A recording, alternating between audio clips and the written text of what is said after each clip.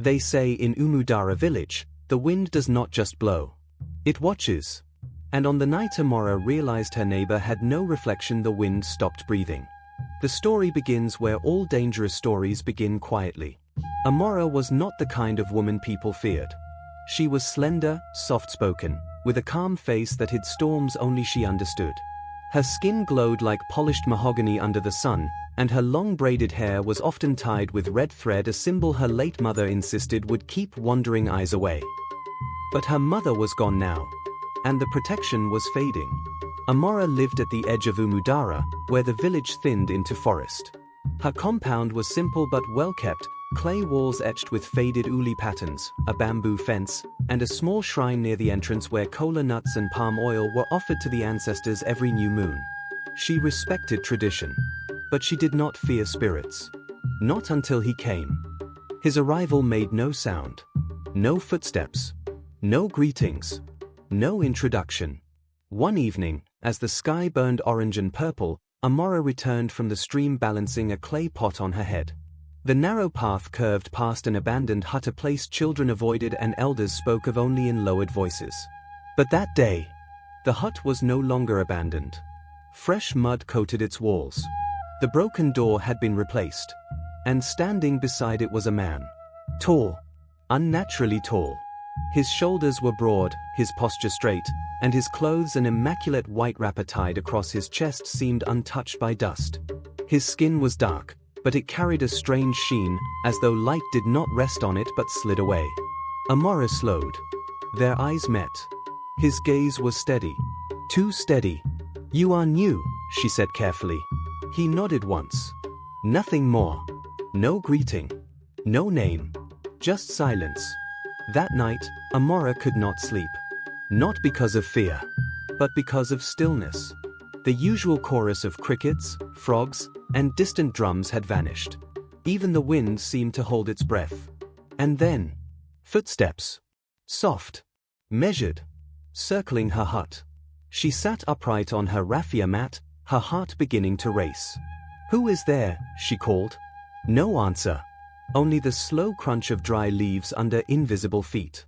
She reached for her lantern, lighting it with trembling fingers. The flame flickered wildly, as though disturbed by something unseen. Then, the footsteps stopped. Right outside her door. Amora held her breath. A shadow stretched beneath the door. Long. Too long. It moved, but not like a human's. It bent in unnatural angles, as if it had joints where no joints should be.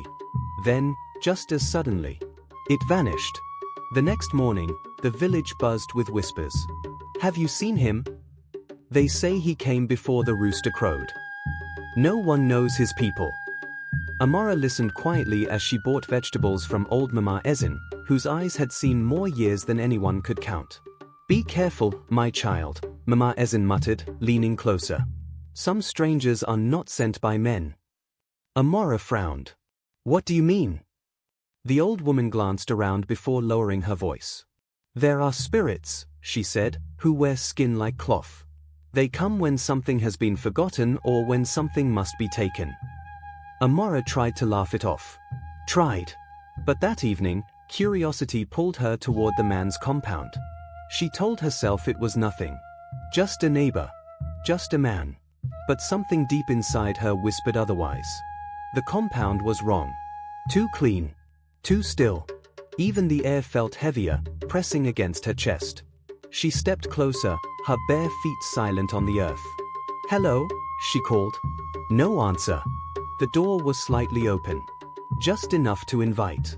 Or warn. Amora hesitated. Then pushed it. The inside was dim, lit only by thin streaks of sunlight slipping through cracks in the wall. There was no furniture. No mat.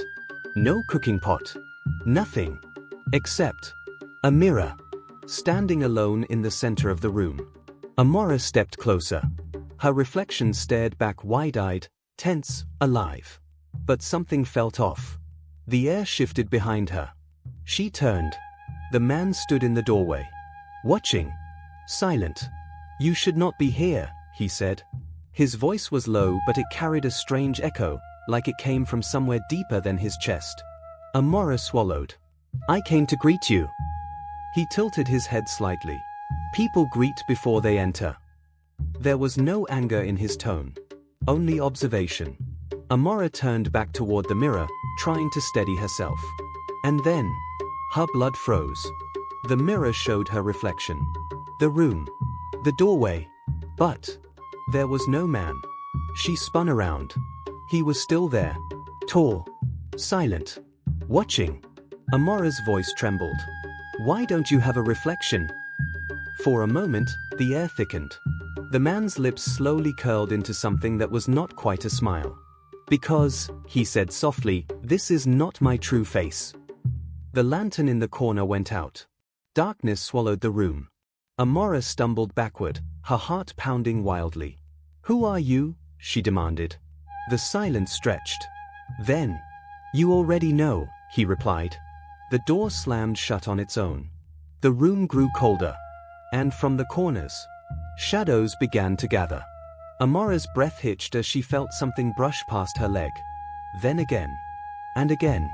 Not one thing. Many. Moving. Crawling. Watching.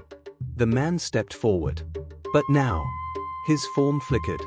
Like a flame struggling against the wind. For a brief second, his face changed. His eyes glowed faintly. His skin cracked like dry earth. And beneath it, something darker. Something ancient. Amora screamed and ran. She burst out of the hut, her wrapper loosening as her feet pounded against the ground. Behind her, laughter. Low. Echoing. Not human. She did not stop until she reached Mama Ezin's compound. The old woman opened the door before Amora could knock. As if she had been waiting. He has shown himself, hasn't he? Mema Ezin said quietly. Amora nodded, trembling. The mirror he has no reflection. Mema Ezin closed her eyes briefly. Then it is worse than I feared. What is he? Amora whispered. The old woman looked at her with something close to pity. He is not just a spirit, she said. He is a collector. Amora's heart dropped. A collector of what? Mema Ezin's voice lowered to a whisper. Of lives tied to promises forgotten. The room fell silent. Heavy. Oppressive. My mother Amora began slowly. Before she died she spoke of a debt. Something about the forest, something she could not escape. Mema Ezin's eyes widened slightly. Then, everything changed. A sudden gust of wind burst through the room, blowing out the fire. Darkness swallowed them whole. And from outside, footsteps. Slow. Measured. Coming closer. Then, a voice. Right at the door. Soft. Familiar. Too familiar. Amora. Her blood ran cold. That voice. It sounded exactly like her mother. The door creaked open. Slowly. Deliberately. And standing there was not the man. It was her mother. Smiling. Unmoving. Eyes completely black. Behind her, the tall man stood in the shadows. Watching. Waiting. And then he spoke. Now, he said softly, the debt returns. Amora's breath caught as the truth slammed into her. This was never about a stranger. Never about coincidence. It was about her bloodline. And as the figure wearing her mother's face stepped into the room, reaching for her, Amora realized something far more terrifying than death itself. She had been chosen long before she was born. Amora did not run. Not this time. Her body trembled, her breath shallow, but her feet refused to move. The figure wearing her mother's face stood only a few steps away, arms still stretched toward her, fingers slightly bent as if pulling something invisible from her chest. The air inside the hut grew heavier. Mama Ezin's voice cut through the silence. Do not touch her. The old woman rose slowly, gripping her wooden staff, her eyes sharp and unafraid. The shadows in the room seemed to recoil slightly at her movement, as though they recognized her authority. Amara's gaze shifted between them, her mind racing. This is not my mother, she whispered. Mama Ezin nodded once. It is not. But it knows her well. The thing smiled wider. The expression stretched too far across its face, unnatural, mocking. Daughter, it said softly. The voice was perfect. Familiar. It was her mother's voice. Amara's heart cracked. For a moment, memories flooded her mind. Her mother's laughter, the smell of palm oil and herbs, the soft songs she sang at night. Tears filled Amara's eyes. Then she saw it. The eyes. Empty. But watching without feeling. No, she said, her voice breaking but firm. You are not her. The air shifted violently. The smile disappeared. Behind the apparition, the tall man stepped forward from the shadows.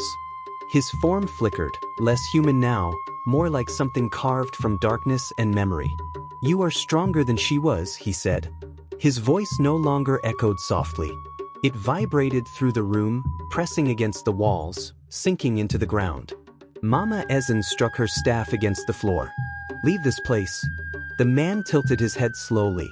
This place belongs to me now, he replied. The fire, long extinguished, suddenly sparked for a brief second, then died again as if choked. Amara felt something cold wrap around her ankle. She gasped and looked down. A shadow. It moved like a living rope, tightening. Then another wrapped around her wrist. And another. The hut was no longer a hut.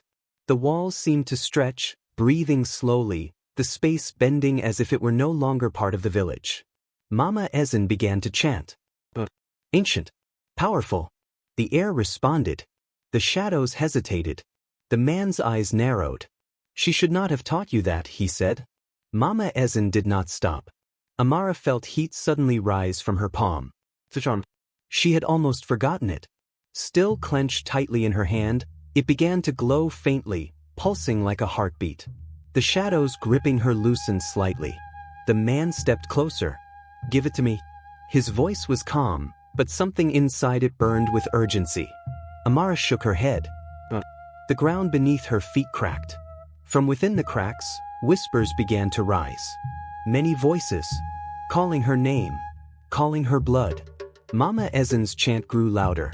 The apparition of her mother suddenly lunged forward. Amara screamed and stumbled back, raising her glowing hand instinctively. The moment the light touched the figure, it shrieked. The sound was not human. It tore through the air like metal ripping apart. The form shattered. Not vanished. Shattered. Pieces of shadow broke away from it and dissolved into the darkness. Amara fell to her knees, gasping. The man stopped. For the first time, something changed in his expression. Not anger. Not fear. Recognition. So, he said quietly, "She gave it to you." Amara looked at the charm in her hand, confused. "What is this?" she asked. Mama Ezen's voice softened slightly, though her posture remained firm. "It is a seal," she said. "A protection bound to your bloodline." The man smiled again, slowly. "Then you know what that means." Amara's heart pounded. "No," she whispered. Mama Ezen closed her eyes briefly. "It means," the old woman said, "that your mother did not escape her debt." The hut trembled again. The shadows surged back stronger than before. The man's form grew darker, taller, less contained. He spread his arms slightly. "Your mother made a promise long ago," he said. "A promise to those beneath the earth and beyond the trees." Amara's mind spun. "What promise?" Mama Ezen's voice dropped. "A life for a life." Silence filled the room. Amara's breath stopped. The man continued. "She was meant to come with us." His gaze locked onto Amar. But she ran. The shadows hissed. So the debt remained. Amara shook her head violently. "No, my mother died." The man stepped closer, his eyes glowing brighter. "Did she?" The ground split open again, wider this time. From the darkness below, faint shapes could be seen. Not fully formed. Not fully gone. Hands. Reaching. Waiting. Mama Ezen's grip tightened on her staff. "Amara, listen to me." But Amara could not hear her fully. Her ears rang. Her thoughts drowned. The man's voice filled everything. The debt must be paid. The shadows surged upward, wrapping around Amara's legs, her arms, her waist. The charm in her hand burned brighter, but it flickered. It was weakening. Mama Ezen stepped forward. "Take me instead," she said suddenly. The room froze. Even the shadows paused. Amara looked up in shock. The old woman did not look at her.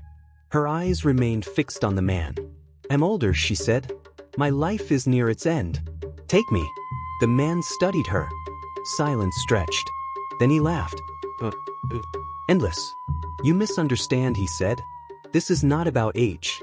His gaze returned to Amara. It is about blood. The shadows tightened. Amara screamed. The charm cracked. A sharp sound echoed through the hut. Light burst outward for a split second. Blinding. Violent. Then darkness swallowed everything. Complete. Heavy. Endless. For a moment, there was nothing. No sound. No breath. No time. A whisper. So familiar. Right beside her ear. Mark. Her eyes snapped open. She was no longer in the hut. She stood beneath a massive irako tree, its roots twisting deep into the earth like veins of something ancient and alive. The air was cold. The sky above was not the sky she knew. And standing before her, not the spirit, not the man, but her mother, alive, smiling, with normal eyes. Amara's voice trembled. Mother. The woman stepped closer. And then she spoke. You should not have broken the seal. Amara froze. Behind her, the shadows began to rise again. And this time, there was no one left to save her. Amara could not move.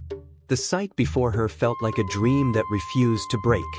Her mother stood there, whole and alive, her eyes warm, her presence familiar. The same gentle face, the same calm posture, the same quiet strength Amara had held onto in memory. But something inside Amara no longer trusted easily. The broken charm lay cold in her hand. The protection was gone. The silence around the great irako tree pressed against her ears, thick and unnatural. Even the air felt like it was listening. Mother, Amara said softly. The woman smiled. You've come far, my child. Her voice was real. It carried the same softness Amara remembered from childhood nights, from whispered prayers and gentle songs. Amara took a cautious step forward. Are you truly my mother? The woman's expression did not change, but her eyes held something deeper now. I am what remains, she said. Amara frowned slightly, confusion mixing with fear. What does that mean? The ground beneath the irako tree shifted almost imperceptibly. The roots pulsed. The woman raised her hand slowly, not threatening, not urgent, simply calm. You must listen carefully, she said. There is not much time. Amara hesitated, then nodded. The shadows behind her stirred again, faint at first, like distant smoke beginning to rise. Your life was never meant to be yours alone, her mother continued. The moment I made the pact, your path was tied to mine. Amara's chest tightened. You promised them a life. Her mother lowered her gaze briefly. The air grew colder. I was desperate, she said quietly. You were sick. Your breath was fading. I went where no one should go. The roots of the tree tightened across the ground like living veins. I called them, she continued, the ones beneath the earth. The ones older than memory. Amara shook her head slowly.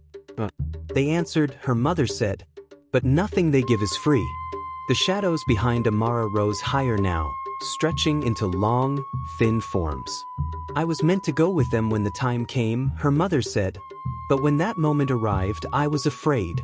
Her voice trembled for the first time. So I ran. The silence that followed was heavy. Amara's heart pounded. And they came for me, she whispered. Her mother nodded. The spirit you saw, he is only a keeper. A collector. He does not decide.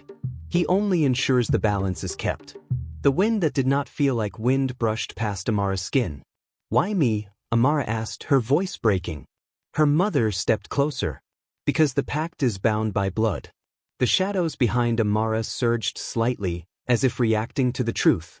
You carry what I refuse to give, her mother said. The debt followed you. Amara's knees weakened. I do not want this, she whispered. No one ever does, her mother replied gently. The ground beneath them pulsed again. The tree groaned softly, a deep, ancient sound that echoed through the strange sky. The shadows began to circle slowly now. But there is still a choice, her mother said. Amara looked up quickly. A choice. Her mother nodded. The first was taken from me when fear ruled me. You must not repeat my mistake.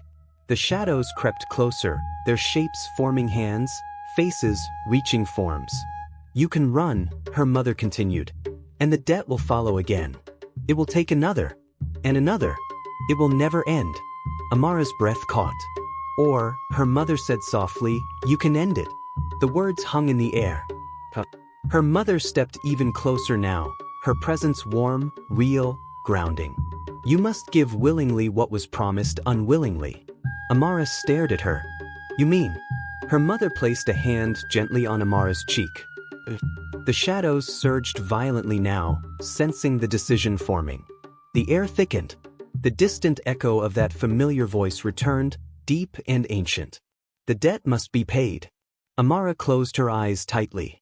Her body trembled, but her mind began to settle. Memories flooded her. Her mother's laughter. Her childhood. The village. The life she had lived. All of it was because of one choice. One sacrifice. Her mother's sacrifice. And her fear. Amara opened her eyes. Tears rolled down her cheeks, but her expression changed. From fear to resolve. If I do this, she said, will it end? Her mother nodded slowly. For me. For all who would come after. The shadows rose higher, surrounding them now, forming a dark circle. The ground cracked beneath Amara's feet. The ancient voice echoed again, louder now. Amara took a deep breath. Then she stepped forward. I will not run, she said. The shadows paused. The world seemed to hold its breath. I give what was promised, she continued, her voice steady despite the tears. The ground beneath her opened. Light and darkness twisted together.